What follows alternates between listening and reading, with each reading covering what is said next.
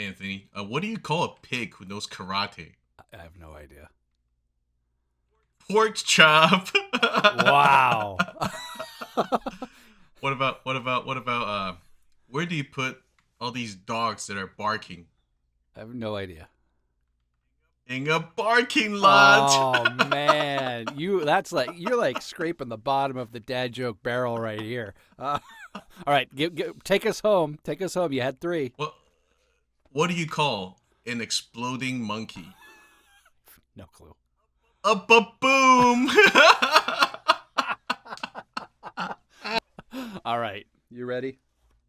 I'm ready. Let's do it. It's what you're watching. I got my wrong intro. Damn it. I'm so proud of myself. It went off real strong. It went off real strong. strong. Ended with a fizzle. Okay, here we go. It's what you watching. Welcome to Whatcha Watchin, presented by Geeky, a show where we dive into what's currently on our screens. Big screens or little screens, size matters not here. Just the quality, or lack thereof, of our cues. I'm Chris Nitro. Wait a minute. No, I'm not. I'm Anthony Pizzuto. And joining me today in the Go-Go is Mr. Eric Ho. Eric, what's happening, brother? How you doing?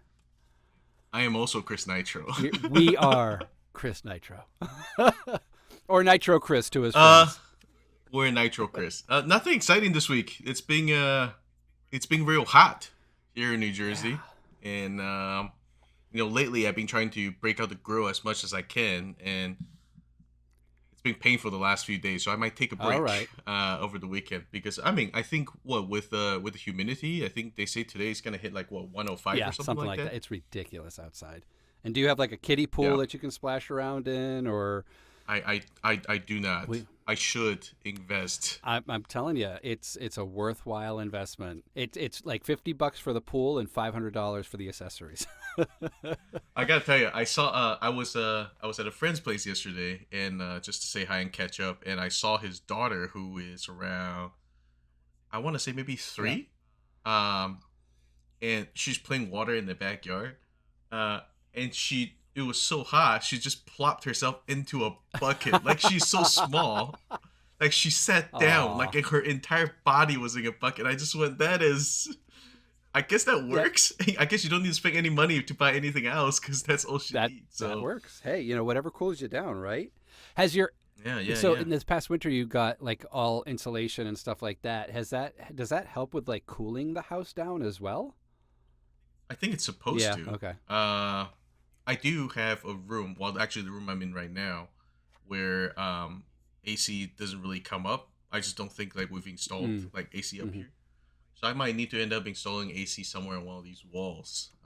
But that will, I don't know. Gotcha. We'll see how bad it gets in the next few weeks. Yeah, no, well, hopefully it starts cooling down just a little bit. And, Mr. Nitro is actually in Ireland right now, so you could just go crash. Nice and cool. It's nice and cool, but he has a big boy swimming pool at his house, so. This is true. I don't think he locks it either, so we could just. First off, I don't know if he's opened it yet, and I don't want to be the one who does all the work to help him prepare opening it. Touche. Yeah, never mind. It's like, hey, Chris, I shocked your pool for you, and while you were out, we got it ready for your return. and doesn't he have someone staying at his house? That'd be even weirder. Like, I show up and go, like, what is this guy? Oh, it's a pool guy. He's Eric's Pool Company, pool supplies. Take it for a trial run. That's all I did this week. What about you? What you do this week? The midweek day off kind of threw off my week. Look, I'm glad that we celebrate Juneteenth and all, but like any holiday that's in the middle of the week where you start the week, you take a day off, and then you finish the week, it just throws me out of whack. But so I'm still kind of like reacclimating to what actually happened this week. But I wasn't traveling, which is nice. Back on the road next week. I'll be in Corpus Christi, where it's supposed to be pretty brutal, if I've been reading the weather reports correctly. But I'll be in Corpus Christi. I'll be in Winnie, Texas as well, Houston. And then quick jump over to Jacksonville, Florida. So I'm really working on my tan next week. Did you just make a Whitney Houston joke in there? Oh, wow. Completely unintentional Winnie Houston joke. I have speaking of Whitney Houston, R.I.P. I have a friend whose birthday, um, I think she was celebrating, and so basically Whitney Houston died on her Oh, birthday, wow. and she was in I think like a gay club, like, and then they're like all these like, and then all of a sudden everyone just started crying, and then she's like, "What is happening?" It's like Whitney Houston died. She's like, "I will never forget this birthday." Oh, oh my God. That is amazing. Everyone started crying in the club as the Or news they were spread. already crying. I don't know. That is wow. Okay, yeah, she'll never forget that. Did I see you in the news or something? Yes, I was. I was in the news for my day job. Oh, Yeah, I nice. was in one of our industry magazines, which was very exciting. So I got my picture there, and me and my Nice, company and nice. my coworkers were featured. And so it's always good to spread the good word of what I'm doing. In my day job. One day, Eric will be featured in the likes of Variety and Deadline Hollywood and stuff like that about how we're the number one podcasting. This is Look, true. I dream big, baby. I dream big. It's gonna happen. We we have aspirations. That's all you need. That's all you need. Mama, I mean, we have a Patreon, for goodness sake. we have one paying Patreon. No, we actually have a couple, I think. No, we actually do have a few Patreons. But if you're interested in signing up for our Patreon, head on over to geekyagogo.com slash, no, I'm sorry, patreon.com/geekyagogo and support the channel. We could use your support. It does cost us money to run this show. So, Eric, you were missed last week at the Scotchwood, where Chris and I made the executive decision to do an Acolyte series. Love it. Yeah. So he and I talked about episode 3. He's obviously not here because we're all going to be lounging in his pool in a few minutes. But this week we're going to talk about episode 4 of the Acolyte, titled Day. I think it's called just Day. By the way, before we jump in Yeah. episode 4, because I missed out on episode 3, I have feelings and I Oh, want to share. please. Yes. Okay. So episode 3, take real us away. quick spark notes of Eric's feedback for episode 3 was, one, witches did not need to sing in English. That was weird. Thank you. Which I think you guys talked about. Yes. 100%. It just threw me off. Like, I'm okay with the witches. I'm okay with the acting, whatever, but it's the singing in English. Like, even in some other weird, like Duel of Fates wasn't even in English. Like, any other language, like, it could have been like, okay, and then it's like, that's weird. Number 2, again, the Master Torben looked much nicer without the beard. Age appropriate, I believe was your word. Agree. And then number 3, I might get flagged for saying this, but I don't like child actors. Like, I think in general, I just think that there were like just moments in the episode where it's like, these kids are so annoying, and then I go, Yep. it's really throwing me off. It's a little bit overacting, children, and then whatever. I think it's fine. I like how we flash back. Yeah. It teased us a little bit around, maybe the Jedi was up to no good, because like I did want to hear more about what's going on, but no, man, that was my 3 major points from episode 3, because I have feelings about it. Yeah, no, I think all 3 of us were on the same page on that one. I agree 100% about the English. That whole musical segment was just very weird, and the lyrics in English. Maybe if you were right, if it was in like Dathomir or something Huttese chanting, or chantish. Yeah, exactly. Yeah, then it would have been much better. So I'm with you. Yeah. Okay, good. Now that we got that out of the way, Okay, now we're caught up. Episode 4. Now episode 4. Okay, so just to kind of recap the synopsis of episode 4, this is the shortest, from what I've read, this is the shortest episode of a Star Wars show since they started doing Star Wars shows on Disney. It came in at 27 minutes. That's excluding the previously seen on and the end credits, and that makes me sad. because I'm really liking this show, and I hate the shortchanged nature of the 27 minutes, and we'll get to that in a moment. But this episode, just to recap, so we've now fast forwarded back to 16 years later from episode 3, and Osha and the Jedi are going to meet up with Kalneka to warn him that May is on her way to take him out. And as the Jedi land in another part of the planet, whose name I didn't write down and I don't have it up on my screen right now, May and I think his name is Chimere, thank you. Chimere have landed there as well to take out Kalneka, the Wookiee Jedi. And so throughout the episode, we're kind of following them on their own little journey. There's not a huge amount of substance happening, but you are beginning to see a transition from May's desire to be vengeful to switching to reconnecting and focusing her attention on resolving her or reconnecting with Osha, her sister, who both of them have thought either one have been gone for 16 years. As we get to the end of the show, we arrive at Kalneka's hut or home, which oddly reminds me of the Bad Robot for some reason. I want to put his house and the Bad Robot next to each other because for some reason I just got a Bad Robot vibe from it. We get to the house, and because we're a week later, we're allowed to do our spoilers. That's the rule of the Whatcha Watchin show. We come in and we find that Kalneka is dead, sliced open, and you go, well, what happened? Who did it? And then a moment of great suspense and Sith love happens where the Master, named TBD, I think he's just called the Master now, arrives, takes out his saber. All the Jedi arrive, take out their sabers, and as they're about to clash in this ultimate climax of saber slashing and battle, it cuts to the credits. 27 minutes, 27-minute episode. And so that was the recap of this episode. So pretty good recap. What are your so a couple things that were interesting about this episode? We got some throwbacks from the Clone Wars. We got to see Plo Koon, who was just in the background. Which, as it turns out, not Plo Koon. It's not. No way. Really? Who is it?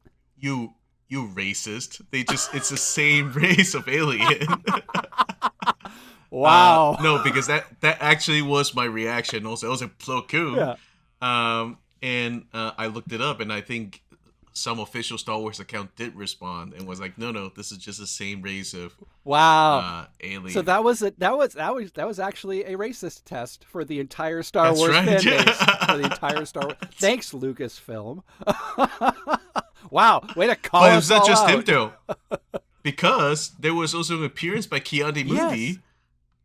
And in fact, actually him, because it was in the credits. So it is Kiandi Mundi. Okay. Yes, all right. Didn't realize. So you're not racist there. Thank you.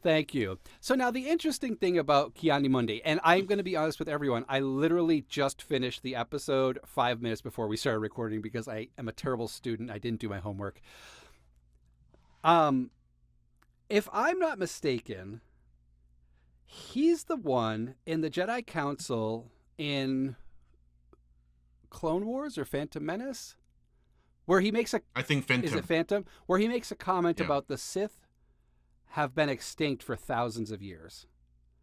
But this is only 100 years before. So I think it's intentional. Oh, no. I bet this is intentional because that line was so significant. Yeah. Right? I think it's Phantom. That there is no way that they dropped him in here, breaking that continuity. Yeah. So something's about to happen in the Acolyte, which I think at the end of it made someone like Kiadi Mundi go like, yeah, that wasn't a Sith kind of situation. So do you... It's my guess. So we're at the halfway point. We have 4 episodes left, I believe.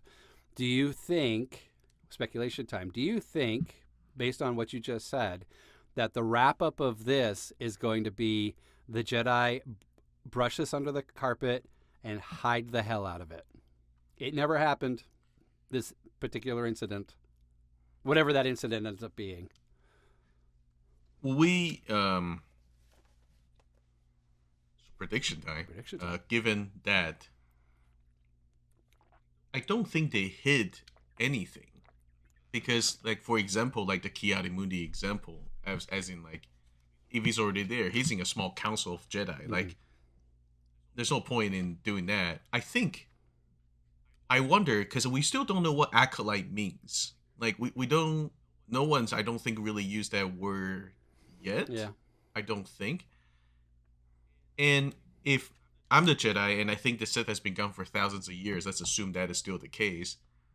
I wonder if they just think that this is a rogue Jedi, Mm-hmm. and then someone who wants to be like a bad person, and that at the end of it, they just conclude that, oh, this is just a former Jedi gone rogue kind of situation, not necessarily a Sith. Interesting.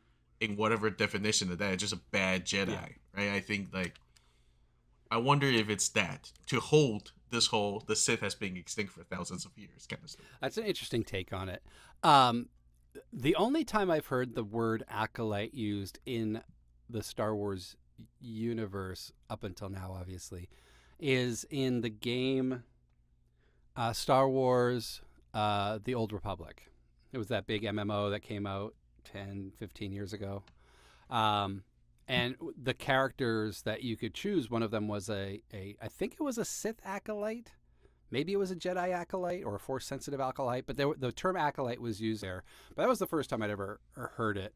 Yep. I mean, I'm still maintaining that Plagueis is, I don't know if this Master Jedi, or this Master, he's not a Jedi.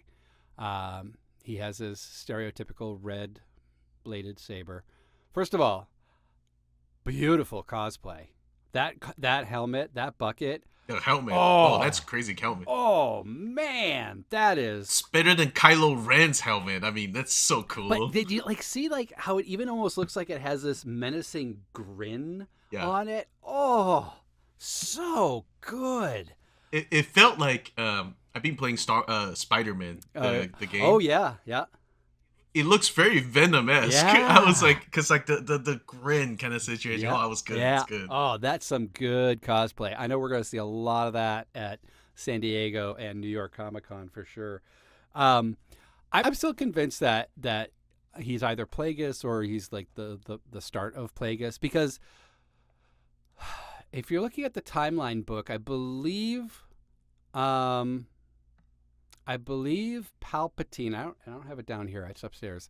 I believe Palpatine is born around this time, and he becomes senator like 50 years before the Battle of Yavin. Palpatine's very old. Yeah, but this thing is, he's not that old, is he? He's still a human.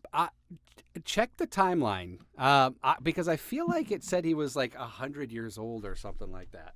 Hold on a second. How old? All right, ta-da! Hey, all right. All right, let's find out how old Palpatine is. How old is Sheev Palpatine? He was born, so...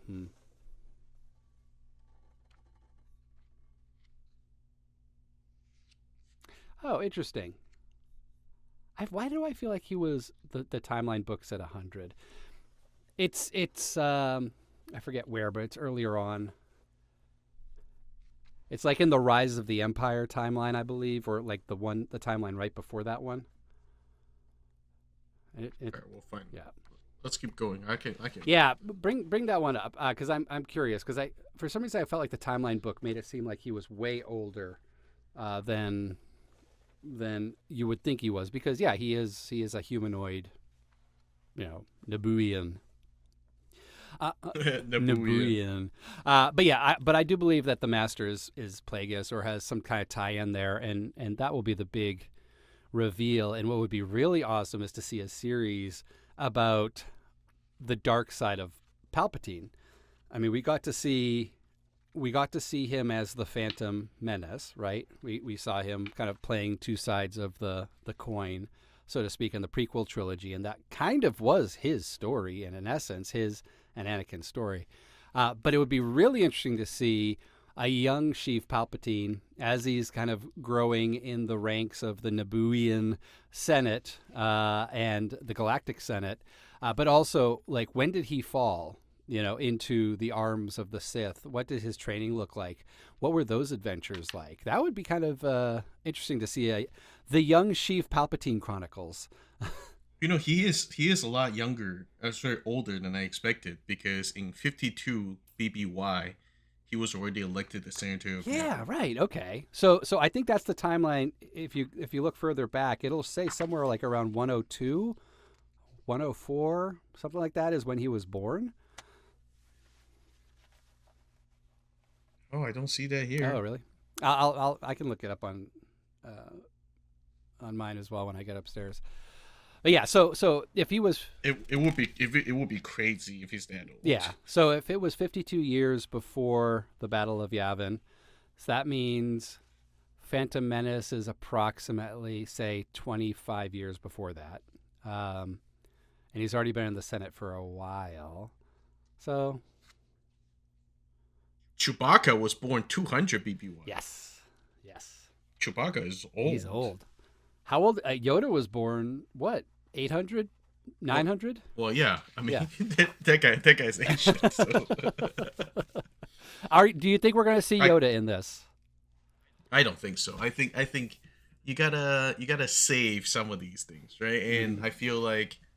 I think there were intentional things that they talked about in this episode that made me think that they're not gonna show Yoda because I thought that Vanessa was like already in the council, like, but it doesn't sound like she is. Mm-hmm. And I don't think at this point Kiadi Mundi is either because that circle when they were like, we're not gonna bring it to the Jedi Yeah, Council, where I go, these are probably just very senior Jedi. sure. And I wonder if they're just keeping it at their level Yeah. before escalating it to management. I like it. I dig it. I dig it. I think you're Yeah. onto something there. Well, I'm looking forward to the next episode. I was very disappointed in the 27-minute runtime. I'm very disappointed that there's only 8 episodes of this because I'm still really liking it. But I think as of now, this episode 4 was the weakest of them, and it was clearly a case of they probably overshot one and had to for the sake of. Well, so they say that it's short because they shot the two together. Oh, interesting. So Okay. 4 and 5 are actually one super long episode, I think. Okay. Got it. And then they had to chop it somewhere, Got it. and then they chopped it here. So I think next episode is gonna be longer. Okay, well that's so good. That's nice. But I feel like we're in a world of limited series on Netflix and Prime and things like that are all at the 45 to 55-minute runtime. Why can't they just do that for the Star Wars series? I think there's enough love in the fandom that they would tolerate an hour-long 8-episode, series. But I don't think any of the episodes in any of the series have maintained a 50-minute plus streak. There's some that are wildly inconsistent. We've got 35 minutes here, we got 55 minutes there in the same season of a series. So I just wish they would give I it to us. wonder. Give it to us.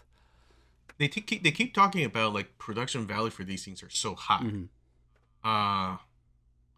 I said, well, first off, I'm not saying it, and then secondly, um, yeah, I think you're right. Like, why do people just short attention spans? Like, it is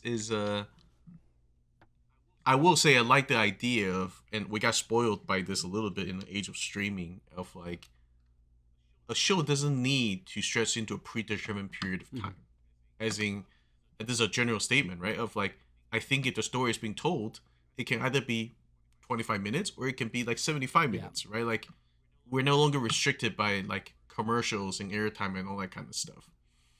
That said, I agree with you in that I do think some of these episodes could have been longer.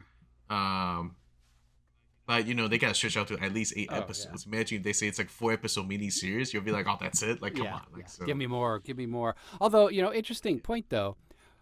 If they had made a 2.5-hour movie, would, from an audience perspective, not from a business perspective, but from an audience perspective, do you think a 2.5-hour movie would have, with $150 million budget, $250 million budget, do you think audiences would have appreciated that more, or a rushed, Um, serialized over 8 episodes with inconsistent run times. Yeah. I don't know. I think it depends on the kind of story you want to tell, Mm. right? Like I think like Obi-Wan was supposed to be a movie, and then Mm. it turned to a TV Mm-hmm. show. And I honestly think that, and I'm not in the industry, I don't understand how this works, but I wonder if it's more of a. I like how TV shows are used to explore more of characters' Mm-hmm. backstories, and it feels like if you do mini movies, you don't really get that chance, That's right? fair. Because you people are sitting one sitting, and you want it to go boom, boom, boom, boom, boom, like action, action. And I wonder if that's some of the decisions that went into making things like Acolyte into a show, Mm-hmm. Obi-Wan into a show, Endor into a Mm-hmm. show, kind of. Because I could easily see Endor turn into like a Rogue Mm-hmm. One kind of movie, Yeah. right? Except not. But yeah, I mean, TV show budgets are insanely crazy, just like movies these Yeah. days. Sometimes more than movies. So. Sure. Sure. Yeah, it'll be interesting to see, where this goes, what the future of the film releases looks like. But for now, I maintain my 3 disco balls, or 3.5 disco balls for this. I'm still really enjoying it. I like the new territory. I love our antagonist so far, and you don't even know anything about him or her. Yeah. Actually, I think it'd be super cool if it was a woman. That'd be fantastic, because we've rarely seen female Sith characters. I mean, we have Asajj Ventress, which was she a Sith? I guess she wasn't. She Dooku's acolyte. Which will we call her an acolyte? Yeah, I guess she would be an Yeah. acolyte. Yes, instead of a Padawan, she's an acolyte. So yeah, but we've not seen a huge amount of female Sith characters, so that would be an interesting kind of twist what there. what do you think of Kymir? Something's off about that guy. I was thinking about that in today's episode, especially, or not today's, but this week's episode, like especially like the goofiness of him, like it. Which, by the way, I have loved him in every scene that he shows up in. I go, Yeah. that's cool. I love this guy. Oh my god, something's weird with this guy. So I don't know. So that's why I ask, what do you think's going on with him? There's a darker agenda to him, and I think that Yeah, the kind of altruism that we're seeing and the goofiness and the slapsticky that we're seeing from him is really a look over here type of thing. Like I think he's a lot tighter with the master than we yeah, think. And I mean, how interesting would it be if he was the master? Like, yeah. what there's plenty of stories out there where you think you're jointly fighting an evil, but come to find out it's your. Well, Palpatine. There you go. Yeah, exactly. Yep, the Phantom Menace strikes back for the first time. I mean, he is. There are just too many little things about him that's like giving me pause about the guy. Mhm. Like, 2 episodes ago when uh May was confronting him in the alley, and like he subdued her in like 3 seconds, and I go, well, this guy. I mean, we already saw she's pretty good, Mhm. but like, what is up with this guy? And then the fact that he picked up who Osha was Oh yeah. before May knew that Osha was alive Yeah.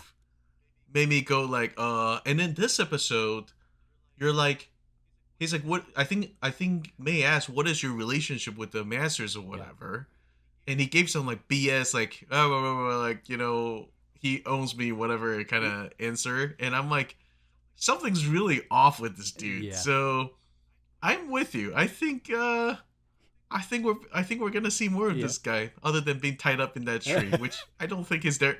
I don't think is there anymore. I just don't think is there anymore. No. Yeah, he is definitely a Phantom Menace for sure. So Yeah. so And then the music changed, by the way. Not the music or the sound or like the tone of change when he was like upside down in the tree, kind of joking. Well, not joking, but was like with me. He's like, let me go, help me out, kind of situation. And May's like, giving all these reasons. I'm gonna. I think she hinted at turning the master into like the Jedi or whatever, and which that was nice to see May having like a change of, Mhm. not change of heart. I think that she's like, I don't need to kill people anymore. My sister's alive. Yeah. Like I don't understand why I'm doing this.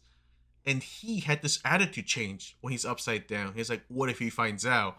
And I go, oh, he just went from joking to serious, and like, Yeah. Oh, I don't know. I think you bring up an interesting point that I didn't think about, and again, because this is all very fresh in my head, but um, Palpatine uses the death of Padme to turn Anakin into Darth Vader. You know, maybe it's the foretelling of history about to repeat itself 100 years later, but the death of Osha is what is turning her into the Acolyte. And now she's kind of second guessing these decisions, kind of like we saw a kind of a glimpse of at when Vader becomes Vader, and he's like, "No, she's dead." Ah, that's interesting, Eric. That's interesting. Yeah. I don't know. Ooh. I think we might need to start a Chimera Watch. Is what I'm saying. So. I like it. Chimera Watch 2024. Because we're already halfway through. Yeah. Unless we find ourselves in a situation where, well, I mean, there's several ways this can happen. One is we do find out who the master is. Two is there is no master, and this whole thing was just like, a nothing burger. Yeah. But let's assume that there is someone that we found out about the identity behind that Venom-esque Howling Wolf mask. Yeah. Like, there's no other candidate that I can think of right now. Yeah. Unless they're introducing somebody like a big bad in the next episode. Well, and which is possible. Yeah, and didn't you just say that that you read somewhere that it was they shot these together and that's why they shrunk this down. So yeah, maybe you're right. Maybe next episode will be that 60-minute episode where we get a ton of great stuff in there to kind of start pushing us to the end, because we only have 4 episodes left. Yeah. So, which by the way, talk about my biggest bone to pick with this episode is the injustice that's dealt Kel Naka, which ever since they started doing the promo for the show, everyone's like, like a Wookiee Jedi. Yeah. We need to see a Wookiee Jedi battle. And then like, boom, dude's just like, yeah. And then I was so pissed. I started looking up online, and then I think generally people are just pissed with this thing as well. And I think they mentioned due to budget reason, they had originally talked about creating like a huge Jedi, like a Wookiee fight. Yeah. But they cut it because they couldn't figure it out. Oh, wow. Really? Which now is a misdirection, because next episode is about to surprise us with a lot of like, what happened situation. But I mean, I was under the impression that we were never going to see Carrie-Anne Moss again, and Disney clearly led us astray on that. Which I hope you've relished your $5 in Venmo. Which I do think that I have not spent it, because I do think that in the future, maybe we do bets where we go toward the Geeky A Go-Go Fund, and then we do. I like that. We do I like that. It's like a swear jar, I think. I have a feeling Chris would be a strong supporter of the swear jar. This is true. It's like, get out of here. Oh, yeah. But yeah, I think those are like, Kel Naka to me was it's such a bummer, because I hope we get to see something. I hope we get to see what happened, but I don't know. This show feels like there's going to be a lot of flashbacks, and hopefully we flash back to an hour earlier. Yeah, right, yeah. Of like, what happened. Exactly. I'm with you. The wound looked fresh, so it's not like, Oh, yeah. It happened for a few days. No, it was minutes before, yeah.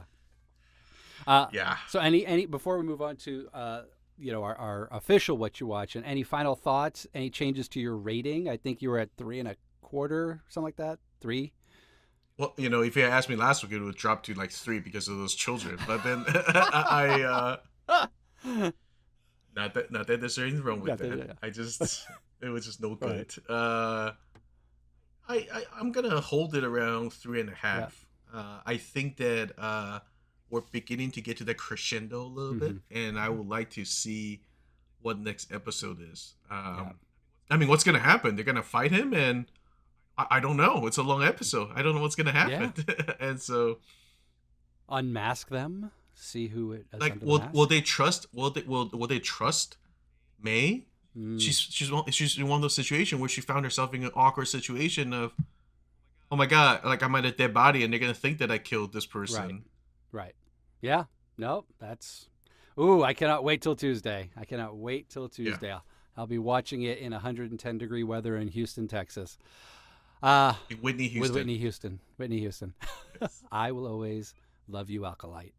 All right, so on to our normal What You Watchin'. So we'll just do one each since we talked a lot about Acolyte. You go first. Oh, me, okay.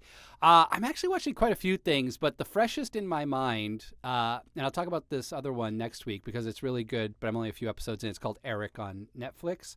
Really good so far. Is it good? It's dark, it's interesting, but I'm at a point in it where it could go really bad or really good. And so I have like 3 episodes left. So I'm going to finish them this week as well, and we'll talk about it in next week's What You Watching. But the first few episodes are pretty good. Pretty good.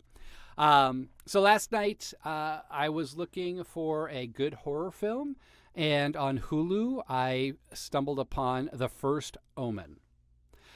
This is a 2024 film that was actually in the theaters not too long ago, and so I was surprised to actually see it streaming for free on Hulu. But this is the prequel to the 1976-75 Omen. So it's called First Omen. It's called The First Omen. Yes, yes. Got it. And I was gonna ask. I thought that was an old movie. No, this is new, 2024. Yeah. So this is The First Omen. It's called The First Omen, the prequel to The Omen.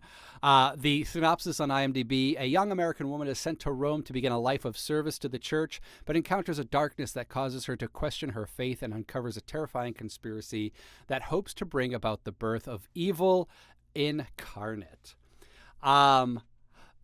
This was a fun horror film, and I don't think you need to be a fan of the Omen series to appreciate it. But if you do like supernatural thrillers, supernatural horror, religious horror, which I think is the most frightening of horrors ever, because religion is scary, man. Religion is scary. I went to a Catholic kindergarten. I know. Oh, yeah. No, scary stuff. It stars Nell Tiger-Free, who I'm not familiar with. She's the main protagonist, Margaret. Ralph Ineson is in it. He plays Father Brennan. Ralph Ineson has probably one of the most distinctive Irish-British voices out there. He just recently did the voiceover for Final Fantasy 16, 15. But if you heard his voice, you'd recognize him. If you saw his picture, you'd immediately know him from Game of Thrones and any other number of action, horror, British film. Charles Dance, who is also in Game of Thrones, is in there briefly, who has a phenomenal death scene. This came out April 5th, people, so I'm spoiling it, all right? Bill Nighy, I never know how to pronounce his last name. He is a phenomenal actor. He's been in everything from Love Actually to Shaun of the Dead it was a really wonderful movie that came out last year that he was in. He plays the cardinal of the orphanage that the main character is in Rome. In essence, this woman, she comes from America. She grew up in Catholic orphanages, is in Rome to take the vow of the veil to become an official nun. And so she's in between that event and now she's volunteering at the orphanage with the other nuns in training. But she's also her roommate, who is also a nun, kind of is trying to get her to let her freak flag fly a little bit. And so when the habits come off, like they put on their sexy pumps and their glittery shirts and they go to the Rome nightclubs. So wrong. Oh, It's so wrong. But it all kind of builds into kind of the development of this character and the struggle that this character ends up going through. Come to find out, the church, and these are always very interesting scenarios. I think the last time I saw this kind of plot line was in the movie Stigmata, where there was a scandal with the church and they were trying to hide a psalm or something like that said you don't need churches to worship and believe in God. And the Catholic Church was like, no, you need churches. You have to come and give us all your money. Such a thing a religious group would do. Anyway, sorry. Clearly, I'm jaded against religious groups. Sorry, religious I people. I believe that's where the Protestants come from. But in this one, the plot line of what's going on is it's 1971, and people are leaving the church in droves. And that is having a material impact on the finances of the Roman Church, the Catholic Church, and all kinds of things. And so the church feels there's this sect of the Roman Church that's not all angels and happiness. There's this sect that is willing to sacrifice their morals through rape and murder to get the church back in order. And so they feel that they found a way to birth the Antichrist. And in doing so, they can control the Antichrist, create evil, and drive more people to come back to the church. So it's a way for them to challenge faith in a very real way. So it's a very dark, dark underlying mission that the Catholic Church has here. What a, by the way, it sounds like the Catholic Church has hired some marketers because this is the kind of things where they go, we're going to do some guerrilla marketing, and then maybe people will turn around and find out, and maybe I should go back. Reverse psychology this thing. This Antichrist was brought to you by Ogilvy Mathers. So over the course of time, and it gets very complicated, but over the course of time, there have been these women who this sect has, in essence, had raped by a jackal, and to give birth to a child, a female child, in good health. And there's like, there's a period where they're going through these documents. There's like scores of them, and comes to find out there's only 2 out of that, say 40 or 50, that actually came out healthy. One is a girl that's about 15 years old, and the concern from Ralph Ineson, who is now excommunicated from the church, is that this girl is the target. And what's going to happen is the jackal is going to impregnate her with the official Antichrist. And this girl is a child at the orphanage. And so they're trying to protect her. Well, come to find out, there is another. And it's Margaret, the main character. She's also a child of the jackal, and she has the mark of 666 hidden in her scalp line somewhere. Hold on. This feels like a trope that's been used in quite a few places. Oh, it has been. It absolutely has been. There's very few original horror movie ideas out there these days. But it was, so she ends up giving birth to the Antichrist. And but what was really cool about the ending, when the child is taken from her and they try to kill her, is they actually show, they're like going through the dossier of who they're going to give the child to, and they actually show the headshot of who the actor in the Omen, the original Omen. It was yeah, I knew it. Yeah, they need some continuity. Yeah, it's not Damien Omen. There's a lot of Omens. Wow. Gregory Peck. It was Gregory. I can't believe I forgot Gregory Peck. And so they showed a picture of Gregory Peck, and they're like, so we're going to give the child, this guy's wife is in labor currently. We're going to swap the babies there. And this child is he's a diplomat to the United States from Rome, and the child's going to grow up in great wealth and care and blah, blah. And then that leads us into 1976. Yes, 76, The Omen. So that was kind of a cool tie-in. The OCU, Omen Cinematic Universe. Which is too bad because they actually rebooted The Omen in 2006 with Liev Schreiber and Julia Stiles, and that went nowhere. Yeah, see, this is feeling like the X-Men trying to, like, X-Men First Class. You know, it's like, this is... No. Yeah. But no, it was a lot of fun. Liev Schreiber is also involved in it. So. Oh, is he? Oh, I didn't realize that. Liev Schreiber is a phenomenal actor. But The Omen...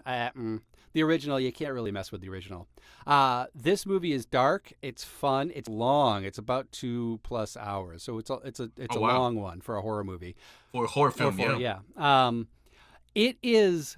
I don't know if it's rated R or not. It must be. It has to be R. All the Omen movies are R, right? It is R. Yes. It's a couple things. You will see in this film a clawed jackal hand coming out of the vagina of a pregnant woman. Oh, Yes, that yeah. was that was like, oh, okay, we're Oh, we're going we're there. going there. We're going there. You will see a man uh, literally cut in half with all of his guts kind of pouring out of him because he's squashed by a car up against a wall and he gets pulled out in a hug and then everyone starts screaming and the camera pulls back and his guts are kind of like it's amazing what the Walking Dead has done to us as a society to be so forgiving with things like that, yet we still can't show penetrating sex on film without it being an X-rated this movie. What happened? What's this is going true. on? I will say, because I've been watching a lot of like old 80s 90s movies where there's like an insane amount of nudity that's happening in there, and I was curious why they stopped doing that, because those were like PG movies or like Oh R yeah, movies where there were like a whole lot of nudity. yeah.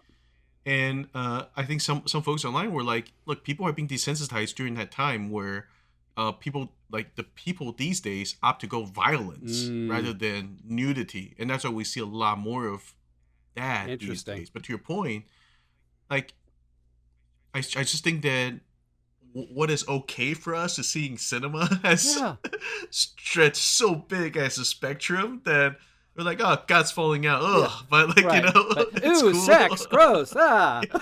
cover my eyes. Oh, but guts falling out of you. Yeah. Okay, that's cool. Maybe it will swing back. Uh, Maybe we will see three boob aliens again. Those kind of things. That Dear Sony, bring back the three boobed alien from Total Recall, please. yes. Hashtag three boob alien. Um, I really like. I mean, I don't like horror Mm. films, but I do like this. To your point of the religious, horror genre like situation, because I think there's something fun there. But there's so much history, Oh right? And yeah. there's so much story to be told there. Did we talk about the Pope's Exorcist before? I don't know if we have I talked about it. I don't Yeah, I remember, don't remember. but like, did you ever watch I that with Russell Crowe? Yes, I did. Yeah, I saw it in the movie Yeah, theater. That was a yeah. fun movie. And that's another. They're trying to do a cinematic universe Yes, with they that did. thing too. Yes. Yep. The sequel is I think you can rent it right now on Prime or something. But yeah. So I will watch those kind of Yeah. movies. I do not enjoy like the straight up horror Sure, sure. movies, but mixing a little bit of action, Yeah. mixing a little bit of like science fiction, I'll be like, okay, I'm into this thing. And the But like, and those the yeah, I mean, oh yeah, sorry. But the Exorcist movie, the Pope's Exorcist movie. There's also like a dark humor to it too.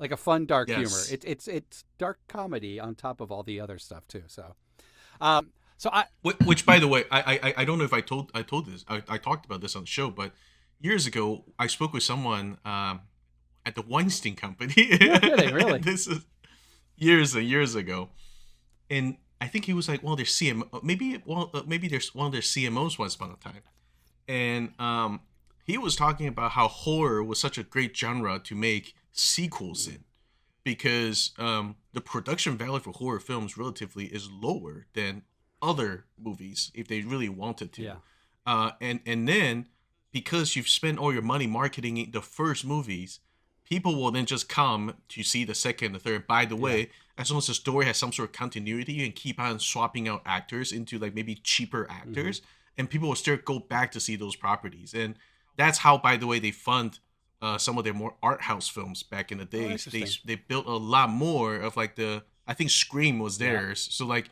a bunch of those movies where it just keep on cranking out these kind of things, and people go and watch them, and it makes a lot of money to kind of go fund out. So I thought that was interesting when I learned it first. That is actually, yeah, I didn't realize that. And Miramax owns tons of IP. They also have the Hellraiser series, and they're always like this close to losing the rights to it, and then they'll produce a terrible, terrible sequel. I think there's like 10 Yeah. Hellraiser series right now. Is that in the Hellraiser series?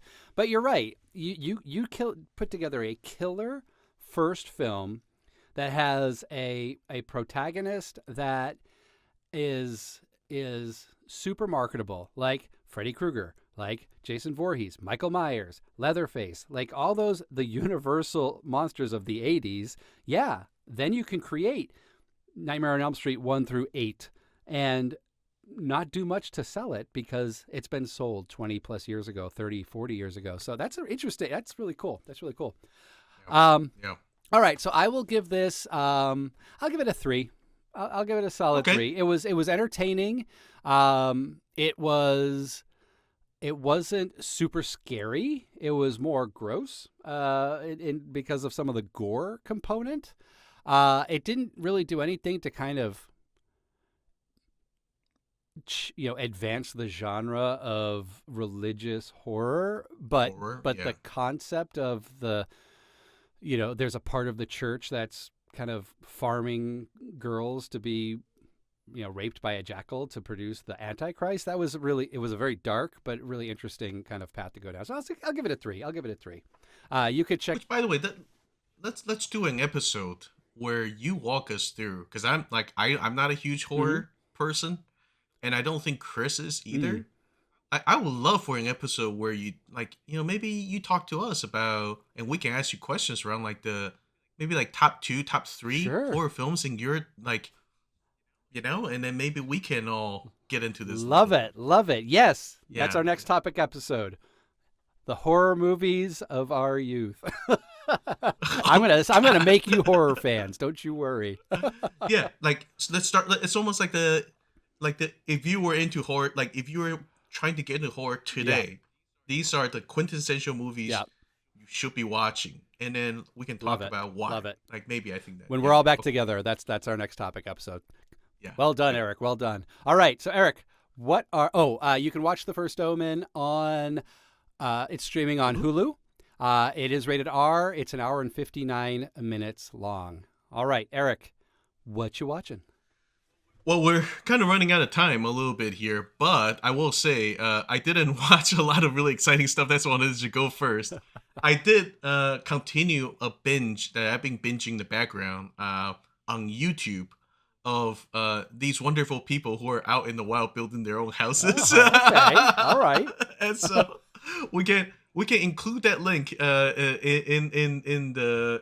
the website, but I've been following this Canadian dude who bought like 30, 40 acres of land and is building like a cabin, or maybe 100-acre. God, I Oh don't my know. God. And then he's from scratch. He's building like a log cabin. Like he's living in a tent, right? He's been doing this all winter. Okay. His dream is to marry like Sophie Turner. Like there's like all these weird things. I mean, she is You want to pretty raise? hot, so I mean, and she is single. yes, she is. So I think he wanted to raise like wolfhounds on his property. I don't know, dude. But I will end this by saying that, and we'll include this link. These are the people that deserve to be alive at the end of the world, Yeah. because it's one of those things where I go, "What is he doing? Like, how is he doing that?" And then, I mean, they're in the beginning, I was like, "This guy's a doofus," Yeah. just like listening to him talk about Sophie Turner. Like, this is kind of getting kind of weird now. But then you go, "Oh my god!" Like this guy. Like it sounds like, and I think he lives in the wild, Yeah. but he does take it. He can't get to a town, like Sure. nearby. But God, like I mean the ingenuity that goes into building something from scratch like Oh, that. sure. I would not know how to start. And I'm sorry, what's the channel called, and- or is that what you're looking up? Well, yeah, I'm looking at it right Okay. now. I just know I don't know how I found it. Were you searching for Sophie Turner log cabin? No. Were those your keywords? That would definitely not be my keyword. I don't know why being like being targeted by these Canadian YouTubers, because I think I talked about before where I watched um this Canadian like ants. Yeah. Like someone with an ant farm. Yeah. That's Canadian. And then I can't find it. It just pops up. I'm subscribed to it, and it shows up every once in a while. So I will share the link afterwards. Okay, awesome. Thank you. Is your Google search filled with like curling references, and that's why they now think you're a Canadian, and you just need to be exposed to all this Canadian is. content? Okay, got it. It is. All right. The channel is. Oh, and there's a new episode that just came out 7 hours ago. That's why I can find it. It's called Wild Homestead. Okay. And it's got not a lot of. I mean, it's decent subscriber. He's close to 100,000 subscribers. Wow. And the tagline for him is, "I left the big city to build an off-grid homestead on 40 acres of wild wilderness in Canada." Wow. and he only lived in cities. Like he lived in Toronto. Yeah. He was in Los Angeles. I think he lived in Beijing for a Oh while. wow. And he just decided to go and build a log cabin. And I will say, it got real exciting. Like, and this is why I was binging it, because I haven't watched a few episodes. It's like 20 something episodes now. A few episodes ago, his tent burnt down. Oh. And it's one of those things. Well, oh snap! Now where's Sophie gonna stay when she comes to visit? Well, the whole point is just building a cabin for Sophie. But it was one of those things where, like, do you feel invested? And then he uploads every Saturday, I think. Okay. And I think there were a few Saturdays he didn't upload, and everyone's like, "Is he dead?" And I'm not on social media. Yeah, right. So I went Googling. I was like, "What happened to James?" And then all these people were like, "Oh yeah, he was posting on social media. I think he got sick, and then he had a stomach thing. He had to go to the hospital or whatever." And then he's like, "I'm back. I'm gonna keep on, like, all he does is eat steak and berries." And I'm like, "This is it's fascinating stuff. Let me send it to you. Please do. And then we can go take a look at it together." So how many disco balls are you giving James? I mean, dude, this is good entertainment. I don't know. It's a solid 3.5. Also, 3.5. Three. All right. You put it in the background. You put it in the background, and you kind of just look over every once in a while and go, "What is he doing? How is he doing this?" That's amazing. Okay, I cannot wait to dive into this. I'm going to do that after we get off this. But thank you for sharing. 3.5 stars for James in the Wilderness. We will leave the links to this and the shows that we watched today in our show notes. All right, I think I'm going to take us home. What do you think?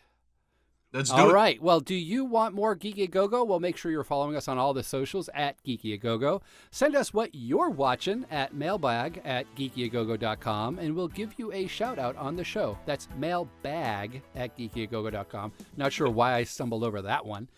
Want cool stuff? Want to connect with us on a higher level, like on our Discord channel? Head on over to patreon.com/geekyagogo and support the show. You'll get awesome swag and other perks. If you haven't done so already, make sure you're following the show on your favorite podcast platform and leave us a review. Thank you so much for listening. And I can't say peace out, everyone, because that's Chris's. So I'm just going to go back to you stay geeky, Internet. Bye. Bye-bye.